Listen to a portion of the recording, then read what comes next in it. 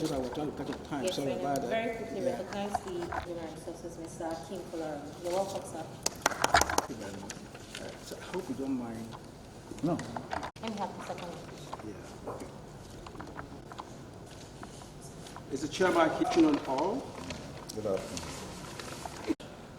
Nazareth was a small town in Israel, and yet the Savior came out from there. Out of 40 million persons with disability in Nigeria, you can see only we and our group are very small. We have our network spread across the country and even in diaspora. You can see me trying to put on my YouTube.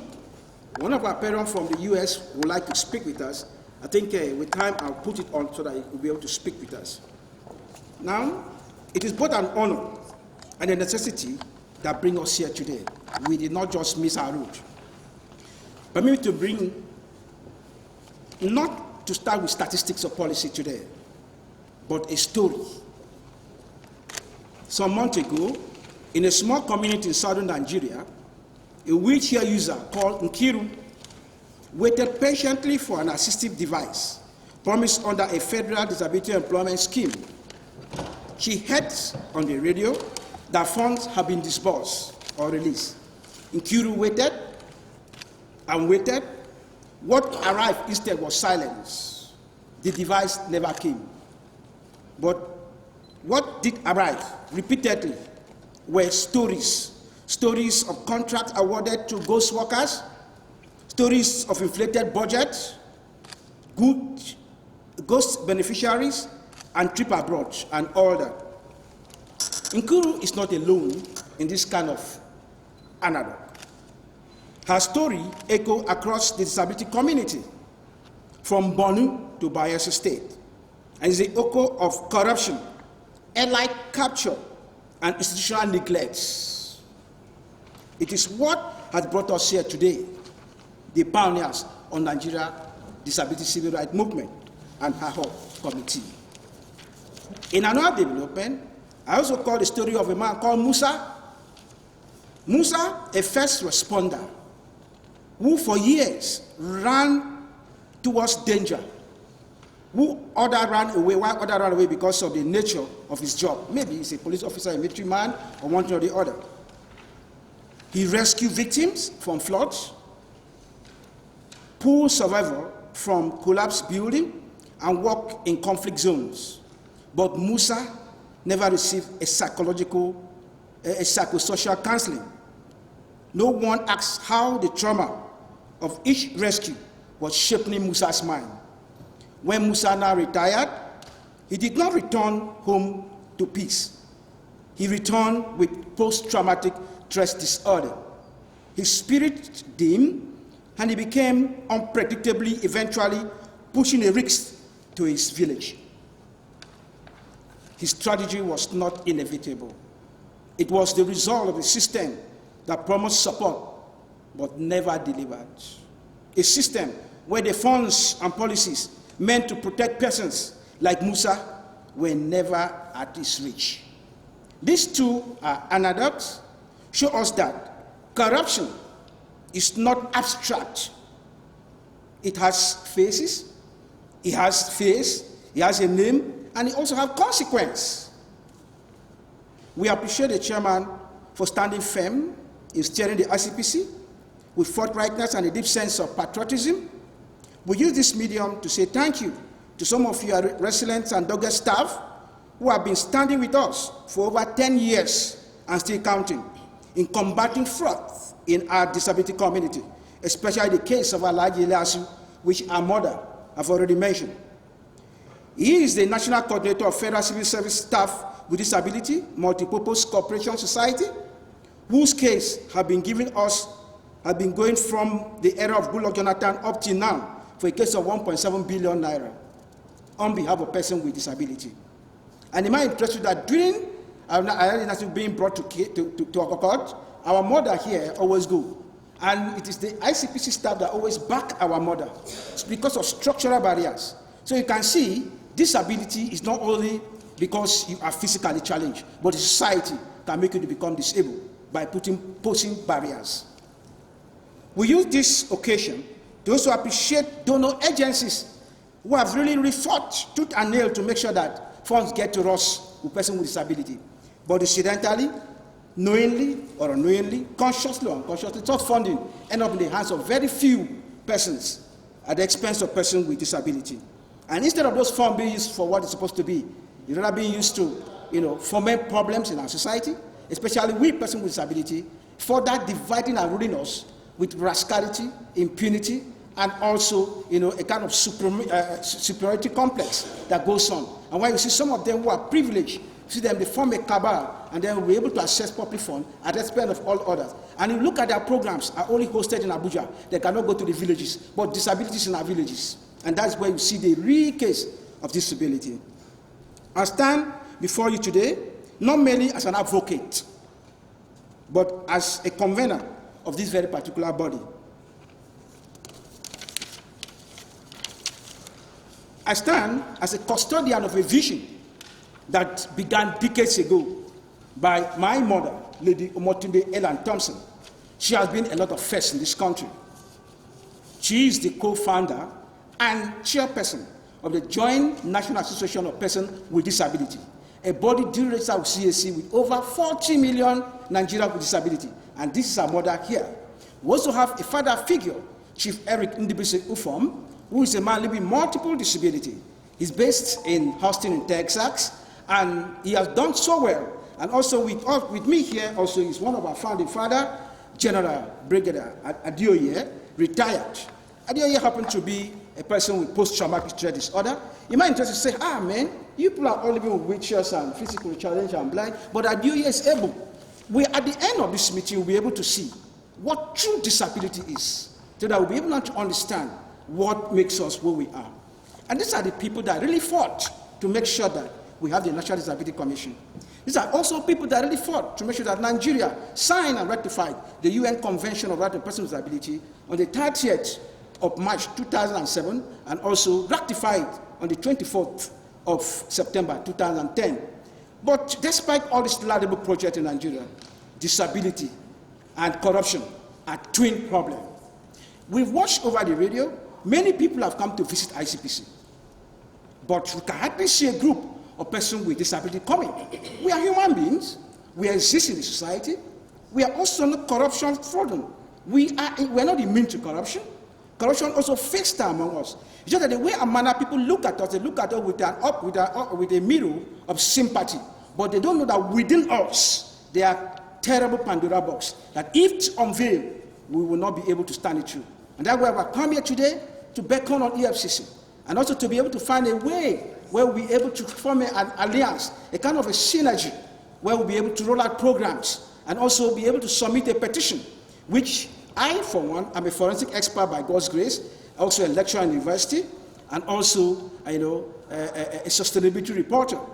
We've been able to investigate the National Disability Commission, and we've come here with a petition, which we are going to hand it officially to ICPC. We know a lot of petitions have come your way in respect of persons with disability. We know some of your staff, whom I was able to discuss with the link person between your organization and us, that you should be able to bring some of your staff who are familiar with our history, but they are not retired, and some of them are still in active service. On getting her asked, she said some of them are not really available. I wish they are here. They will bear a testimony to the fact that our people living with disability are not immune to corruption. That corruption is so endemic among us. And it's so funny that among us, only those who are a little bit exposed and learned can congregate and form a cartel, which they will go now and stonewall others from having access to even government funding. When the National Commission for Persons with Disability was established in 2020, it was meant to be a beacon of hope, as they envisaged in Nigeria, where a commission can help curtail insecurity by fully de-radicalizing and properly rehabilitating the emergencies, internally displaced persons, wounded veterans, first responders in the military and paramilitary, including even your staff who are ICPC members. Sir, it may interest to know that the emergencies are childhood victims of physical and emotional abuse, transboundary air pollution, and stress, which went unchecked and untreated because of no psychosocial treatment given to them. resulting in post-traumatic disorder, just like our mommy have said. A kind of mental disorder. So they are part of us. Is it the persons who are ex-military men or even serving, who are first responders? They are part of us. Why do I say so? On March 6, 2020, during a presidential task force COVID-19 briefing, former Secretary of the Government of the Federation said, if we do not deal with the issue concerning armadillos, we are building an army that will overwhelm us as a people and as a nation. Wounded veterans, first responders, and heroes and valiants of Nigerian democracy who fought against military junta belong to us too, because they are all victims of long-term effect known as PTSD, a kind of mental health condition. My husband suffered from PTSD for many years. This was the statement of the former First Lady, Her Excellency Asia Buhari. And in my interest to know that every person who have ruled the country, who are an ex-military man, it belongs to us as a person with disability, because they are the people in front as first responders, and they have got used to a lot of trauma that is unchecked, and they end up retiring back to our villages and become nuisance and problems. As we go on, we are going to see a synergy where we have come in here with a solution, where we'll be able to form an alliance to see how we'll be able to make sure that we roll out programs that will be able to talk about disability, post-traumatic disorder, and even the armadillos in our society, because they are persons living with disability. In 2020, the very take-off funds of 270 million naira that was disbursed to the National Commission went into a thin air. And this went unchecked throughout the tenure between 2020 and 2024. Series of petitions were written to ICPC and EFCC to thoroughly investigate this matter. Probably we are here to reawaken that consciousness that it's high time you, our law enforcement agent, that are here to preserve the society, zoom your prism to our National Disability Commission, so that some of this rascality and corruption and all this issue will be brought to book. Because if we don't take care of corruption among persons with disability, it is Nigerian society that suffers the most. Because disability, if it has not reached, it doesn't pass you. At your old age, you become disabled. And when you become disabled, it belongs to us. How then will you be able to take care of yourself at that very particular time? We already know the story that at one time, president of this country, a military junta, is sitting on a wheelchair just like me. I remember meeting him at the National Conference Board where he came to launch his book. When I walked to him, he looked at me and said, "Oh, young man, I can now feel what you're feeling." That memory remains indelible in my brain. And if him can be in that condition, what about others? There are many who are privileged, and they are eating fat on our funding of persons with disability, and nobody cares to look at them, nobody cares to go after them, rather they politicize our issues. We are here together with our mothers and our leaders to say that let not us politicize disability issues when it comes to serious matters like disability, because disability issues are very close to the heart of God. If we politicize disability, we are politicizing more than 40 million persons with disability in our community. Without taking much of your time, the paper has already been distributed. Now, why are we here? Number one is to enable us to form a synergy. In page number 5 of 7, please. Page number 5 of 7. Promote grassroots community-based civic education and anti-corruption and disability right through an inclusive and accessible village movement. We believe that this can be done. We believe that this can be done with our synergy. Not only that, to strengthen whistleblowing engagement and investigate reporting on disability-related crimes in our society. That's why we came. Not only that alone, we are here to inform you that we are ready to co-host inclusive and accessible roundtable seminars, policies, dialogue on disability inclusion and integrity.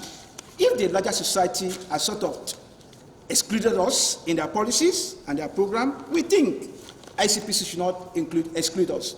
And that's why we have come knocking on your door that we are ready to form alliance. Not only that alone, to also design and implement a disability-inclusive and accessible traumatic support program for ICPC staff who end up retiring and go back to our society and become nuisance.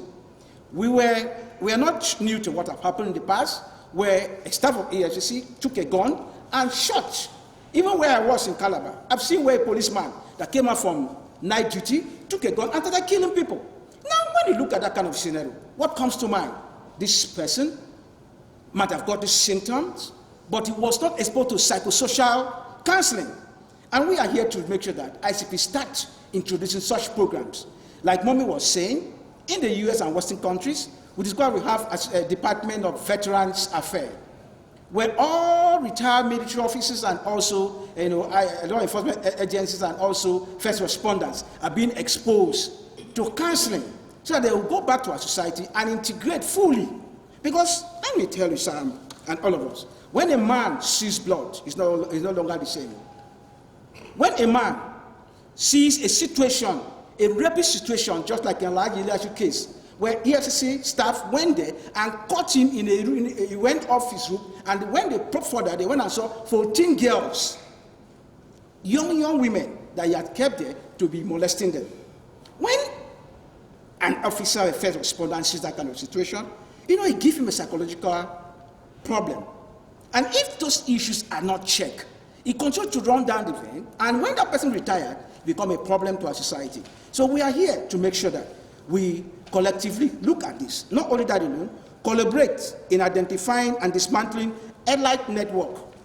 That's the problem we have in our community. When people look at us as disabled people, the first thing that comes to mind is sympathy. Oh, sorry. But do we really need sorry?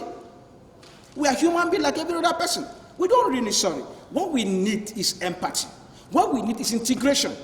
And we will be able to get that if law enforcement agency will be able, especially ICPC starting with you people, should be able to have a desk officer on disability matter that concerns and meet with our issues.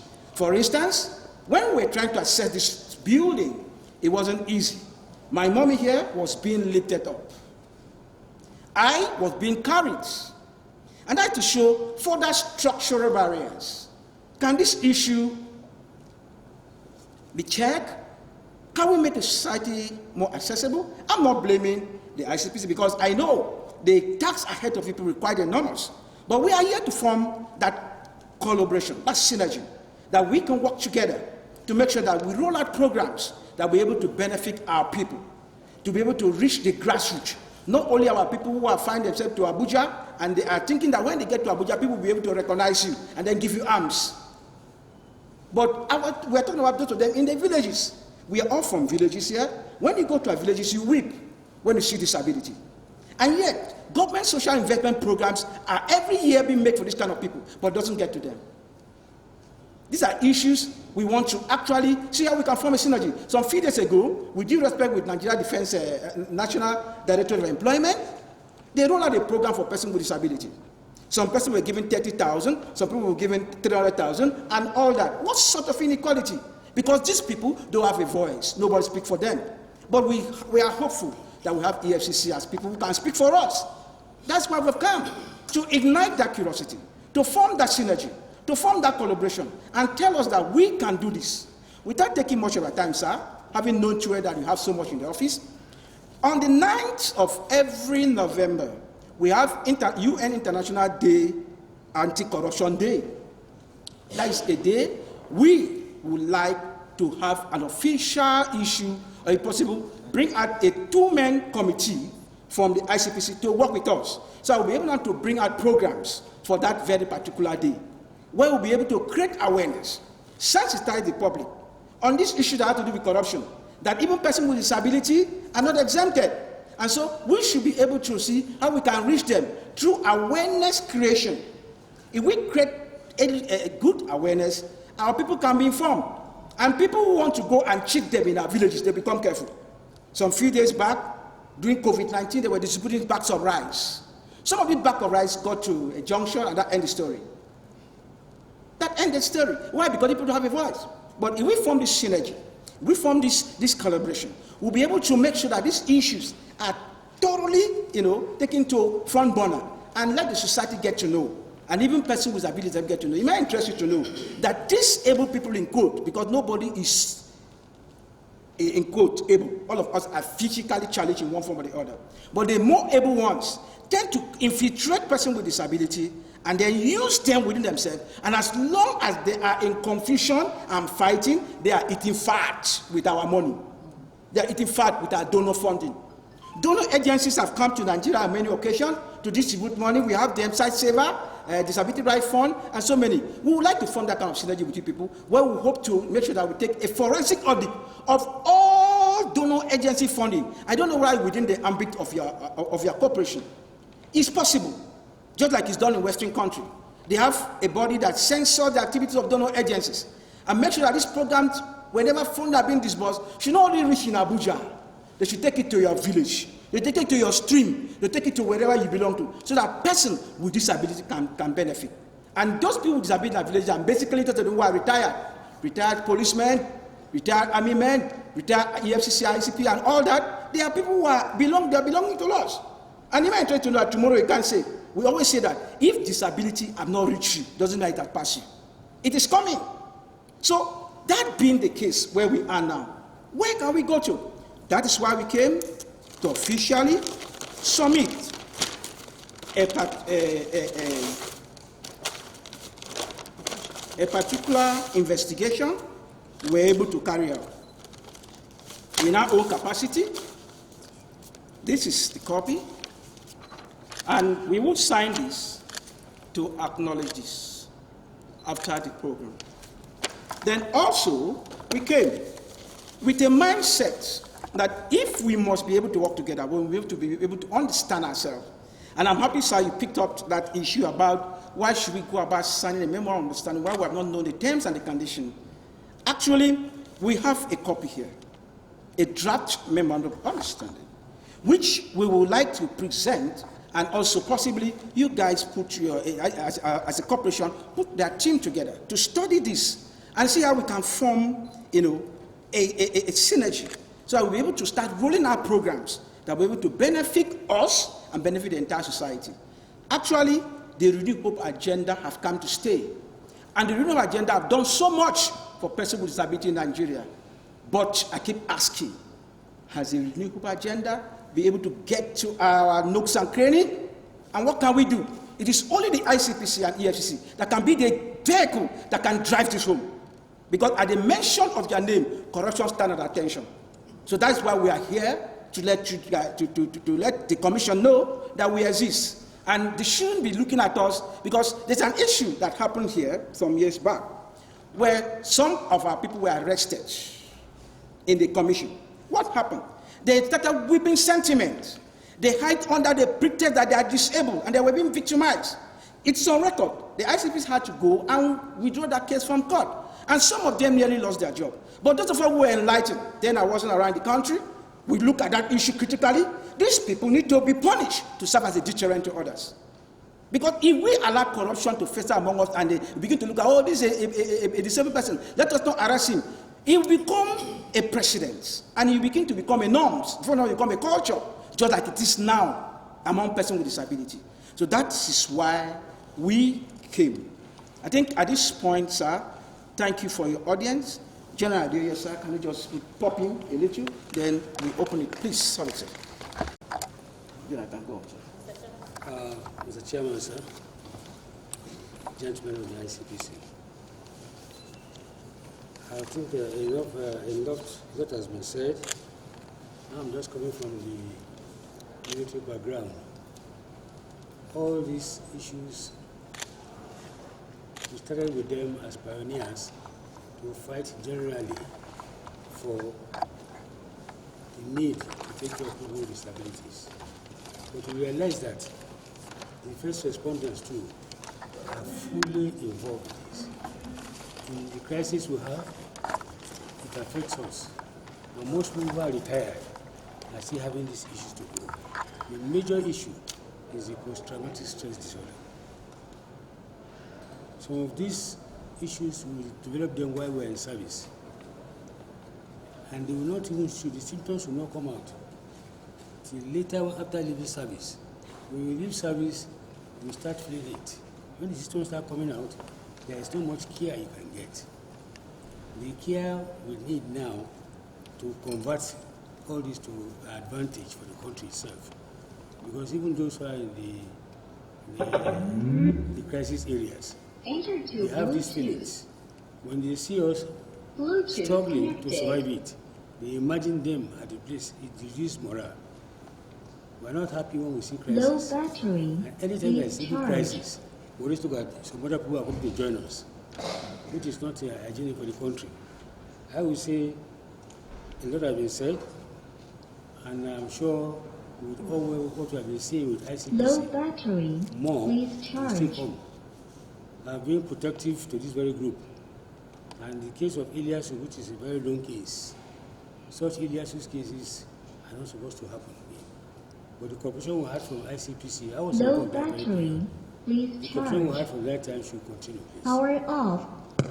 Without wasting much time, because I see we are opposing petition and a lot of things are involved inside it. I will just stop at this area and say we are happy to be here and we expect to get the results. Thank you. All right, thank you very much. I want to reiterate again to say thank you for coming and listening attentively to what you said, beginning from what the lady said, and then Dr. Abu, and then your humble self. Well, just like I said earlier, you know, our mandate as an organization is limited. And I can tell you that we can't go beyond our mandate. That's one.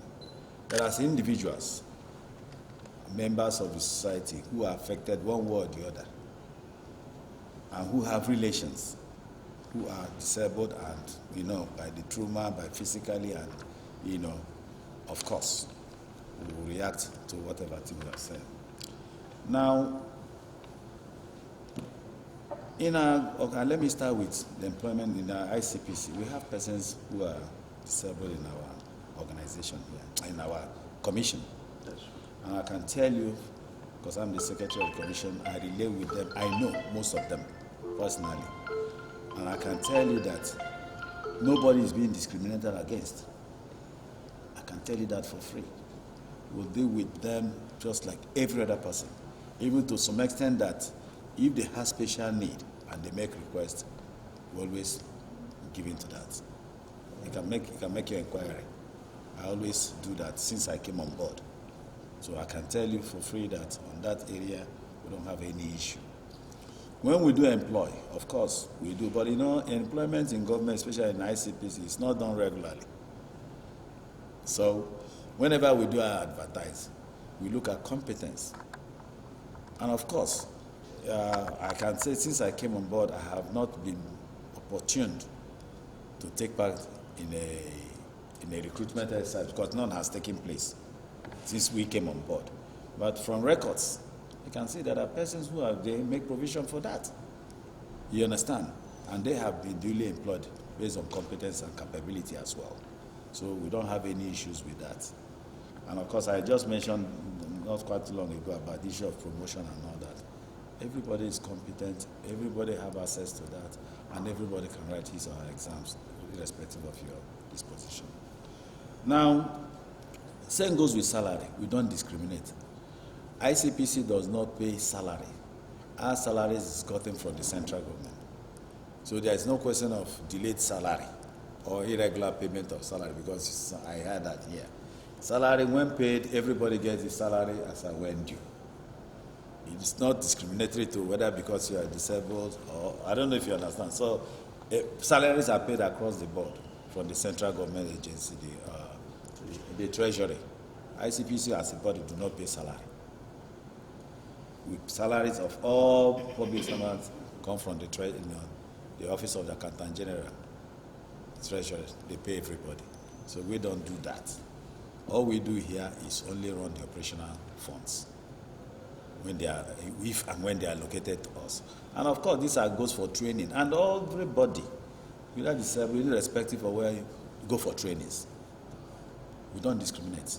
So I want to assure you that that is what we do here. Now, on the issue of persons petitions against persons with disability.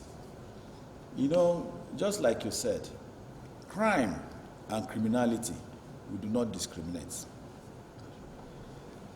But we have found out over time, which Maran gave an example here, and I too have read over the newspaper and heard on the news, of where persons who are disabled use their position, use their disability to commit crime. Sure.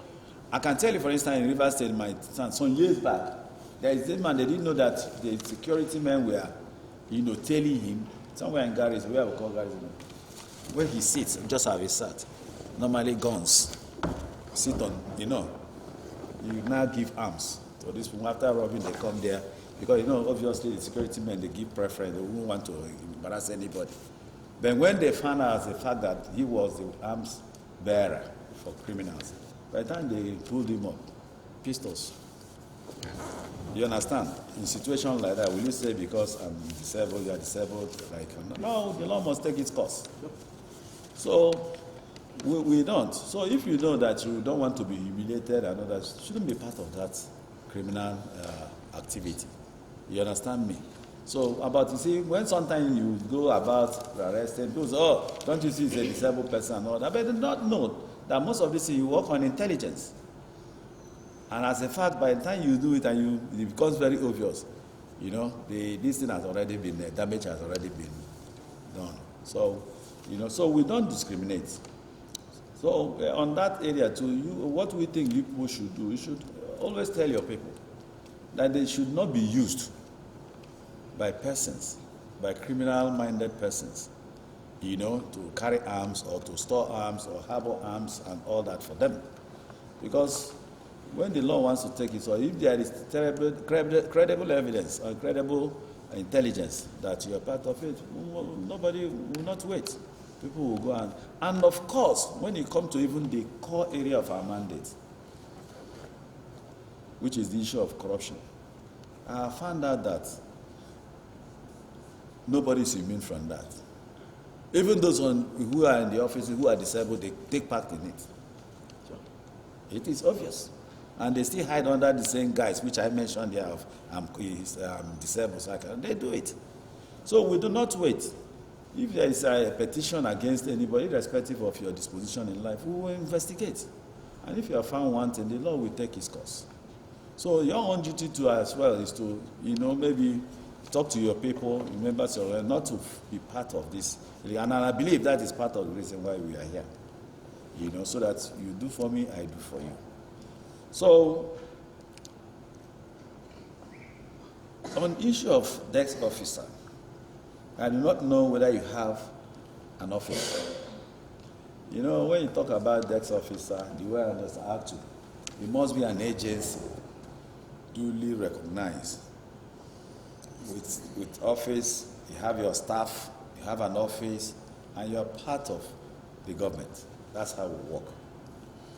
Like I said, our job is limited to public officers and offices. ICPC cannot, for instance, have a desk officer or act to in Shell Petroleum, I don't know if you heard of Shell, or Mobile, because those offices are not public institutions. Neither will they now go to a private hotel. It's owned by, no matter how large it is, owned by individual. No. Our assignment and mandate is purely to the public. Because by the time you do now, they'll tell you that you are exceeded your mandate. Who sent you there? You're not supposed to, and of course it will boomerang, it will turn back against us that we are doing things that are illegal, and we do not want to be part of that. So, if your organization is just like say you registered and is duly an institution, an affiliate of the federal government, we'll look at it. We'll look at it and then see, if we can do that. That is the issue of having desk officers in the organization. Now, you talked about the issue of you having the 9th of December for a program, International Anti-Corruption Day. That would be nice. And I have taken note of that. If we are duly communicated as to venue and time, we'll be able to send people to come and represent us in that program from the office. We'll send, just like you requested. Just for want of time, because I'm really, under so much pressure, people waiting for me in the office. The rest of what you have said, some of these things are, things that happen every day. I can tell you that the corruption itself, which we are all fighting, is not those who are the receiving end, includes me and you. Those who are disabled and those who are, not challenged really. Because what is it all about? Money meant for this, for public purpose. Something that will benefit the public, that will benefit the community, that will benefit everybody in the villages. Because obviously projects and what have you are cited in the villages. They are cited in the nativity, where people will benefit. But 1 or 2 persons, based on whatever you siphon the money and do whatever thing you want to do with it. And of course, the project suffers, the people suffer. So it affects me and you. So it's not just to itself, it affects us as well, or those who, So it's a thing. So that is why we think that to fight corruption, there is no pick and choose. You have to go out for it because everybody suffers. You understand? Everybody suffers. And that has really created a lot of problem. Just like you said, a lot of people coming to Abuja thinking that this and that. Abuja is not left out in the corrupt practices. That's true. It's not left out. You hear it every say, but we are human beings. We fight, we do what we can. As you are fighting corruption, corruption is fighting back, they say. And we are victims every day. And we are human beings. And of course, what is our staff strength? What is the budget? What is it that you have to fight it to the extent to which we want? So there are some limitations to which we do have. And knowing quite all right that we do not generate funds for ourselves. We rely on government subvention. So there is limit to which what we can do and what we cannot do. But I can tell you that petitions sent to us, forwarded to us, we do not hesitate to look at them, investigate them. If there are prima facie evidence that persons are, we always come and answer these questions, come and explain why this and why that. But oftentimes too, we get frivolous petitions. There are sometimes you get frivolous petitions that if by the time you investigate, you find out some of these are out to blackmail somebody or to witch hunt. At that point, what do? You have to pause. But the person who has sent this thing will say, oh, he refused to listen to my but you do not know that what you have sent is more than what they ordinarily, whoever present. And of course, there are situations too where people send in anonymous petition. And that one, I have always said that, how can you send an anonymous petition, no name, you say, good citizen, sign good citizen, no telephone number, no nothing. How am I going to investigate such petition? I don't know if you understand. Because there must be a complaint of somebody. There's somebody who must make a statement to say this is this. And when you send a petition and with that, you didn't indicate your identity and all that, how do I investigate? It becomes one-sided. And the law does not allow. My person, I'm a lawyer. It will not fly. You'll be embarrassing yourself. Because by the time you present the petition to anybody, before you say, read, this is a petition against you. Question is, who is the complainant? Who is this? I don't know anything about it. What do? Do you put knife on the person's neck to start? So it's a question of what. So these are some of the difficulties we have and some of the challenges we have. But I can tell you that any genuine petition that comes from, we investigate irrespective of whose source is God. We don't discriminate, at least to the best of our knowledge. So long as it has to be within is within the mandate of ICPC. We don't investigate land matters. It doesn't concern us. So those are some of the petitions people bring. When we reject, we don't look at that as, oh, I sent petition. How can I go investigate land matter? Is that my problem? You should go and deal with whoever you bought the land from. I'm just giving an instance. It's not within our mandate. But people will go and, I submitted, I did this, I did that. They refuse to investigate. But those who are privy to the petition, we find out the fact that that petition is not within our mandate. And we cannot go into it. You understand? So there are a lot of challenges, there are a lot of things in this whole thing. But I want to say that we have heard you, and I'm glad that you have some documentary this thing to give to us. We will look at it, and then of course, just we have your contact here. We will get back to you on the area that we think we can, work. But like I did say, it must be within our mandate. Anything beyond that, please don't forgive us. We will not, because I cannot personally, I cannot promise what I cannot do. You understand me? But the ones we can do, that is within us, we will do it, and we will see us do it to the best of our ability. So thank you so much. We appreciate you for coming, and we thank God this paper here. I have taken notes myself. We look at it at one time, and so on that note, can we present what so that we can look at it? Yeah. Possibly take it to. Well, pending we'll communicate it. No, so we will have to work to achieve some of our purpose here. The ECU here will, they will take care of that bit. Well, let me quickly run back to So I will present this for acknowledgement. Yes. So that's what I said. Now, just to be stamped and say received by date, time, and signed off, so that will assure you too that at least we have the document before us.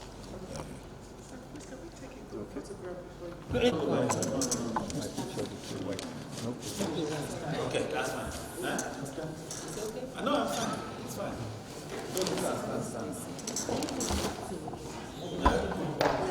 But no, you're fine there, so that the frame is not too wide. Okay. Yes, please. So just move closer.